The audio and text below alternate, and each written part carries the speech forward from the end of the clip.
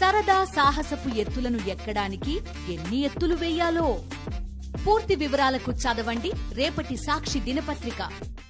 వరద విపత్తు ఎదుర్కోవడంలో రాష్ట్ర ప్రభుత్వం ఇంతలా విఫలం కావడం చరిత్రలో ఎన్నడూ జరగలేదు. మొత్తం వ్యవస్థలే నిర్వీర్యమైపోయాయి. ప్రజలను కాపాడాల్సిన వ్యవస్థలు 3 నెలల్లో కుప్పకూలిపోయాయి.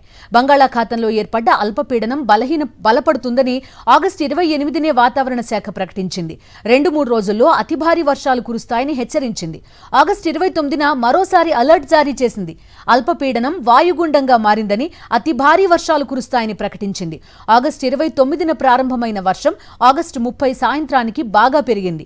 ఆగస్టు 31 మధ్యాహ్నం వరకు ఏకధాటిగా వర్షం పడుతూనే ఉంది. వర్షపాతం డేటా ప్రభుత్వానికి అందుబాటులో ఉంది. మరి సీఎం చంద్రబాబు ఎందుకు ముందస్తు చర్యలు తీసుకోలేకపోయారు?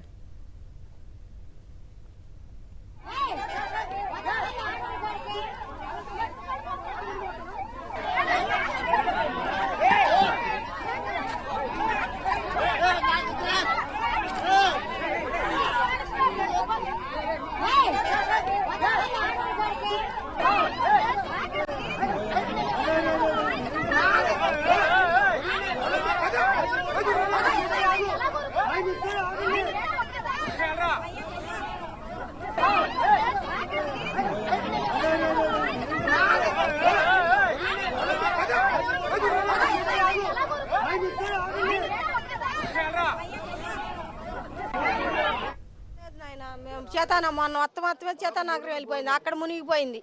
అటు చేతానగర్ మొత్తం మునిగిపోయింది. కిష్ట వచ్చేసి ఇప్పుడు వస్తున్నాం, అటు నుంచి ఇటు వస్తున్నాం చూద్దామని. ఇటు కూడా ఇంకా తగ్గలేదు. ఇంకెక్కడికి వెళ్ళాలి? మేము అసలు ఏమీ లేవు. మాకు సామాన్ ఇంట్లోనే ఉంది. ఇద్దరు పిల్లలు కూడా లేరు, చచ్చిపోయారు. మేము ఎక్కడికైనా వెళ్ళాము. మేము ఇద్దరమే మిగిలాం.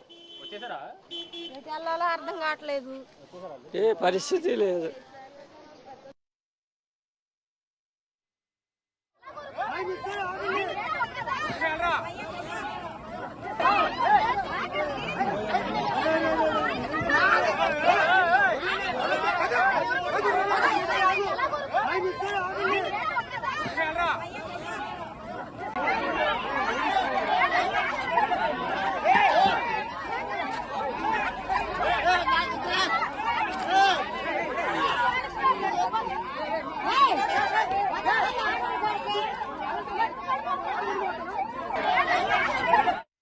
ఎన్టీఆర్ జిల్లా జీ కొండూరులో 72 గంటల వ్యవధిలో గరిష్టంగా 46 సెంటీమీటర్లకు పైగా వర్షం కురిసింది.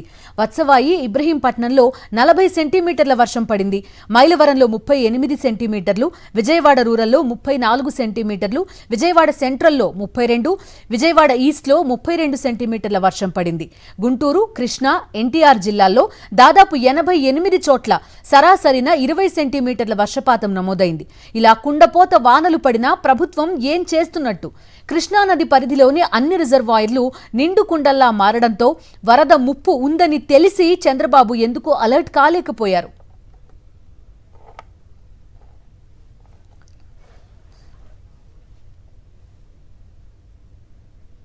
Krishna hotel centre YSR colony నుంచి వస్తున్నామండి. గత 2 రోజుల నుంచి మేము అక్కడే ఉన్నాము. నీళ్లు లేక, కరెంట్ లేక చాలా ఇబ్బంది పడ్డామండి. ఇంట్లోకి గ్రౌండ్ ఫ్లోర్ అంతా మునిగిపోయిందండి. పడవలు కూడా అసలు సరిగ్గా రావట్లేదండి. ఇంకా వేరే సైడ్ వెళ్తున్నాయి కానీ లోపల సందుల్లోకి మాత్రం రావట్లేదండి. సందుల్లో వాళ్ళందరూ అట్లానే ఉన్నారు. చాలామంది గ్రౌండ్ ఫ్లోర్లోనే అలానే ఉండిపోయారండి. చాలా అసలు కళ్ళల్లో నుంచి నీళ్ళు ఆగట్లేదండి. అసలు అలా ఏకదాటిగా వచ్చేస్తుంది ఇదంతా చూస్తుంటే. 2 రోజులు బట్టి చిన్నపిల్లలకు పాల ప్యాకెట్లు ఇవ్వండి, 80 రూపాయలు అండి. పాల ప్యాకెట్ 80 రూపాయలు అండి. నుంచి టైర్ మించి మనుషులను తీసుకొస్తుంటే 5,000, 3,000, 2,000 అడుగుతున్నారు. తీసుకొస్తారు వాళ్ళు. పెద్ద ట్యూబులు తీసుకొచ్చి దాని మీద చెక్కలు వేసి దాని నుంచి తీసుకొస్తారు జనాలు.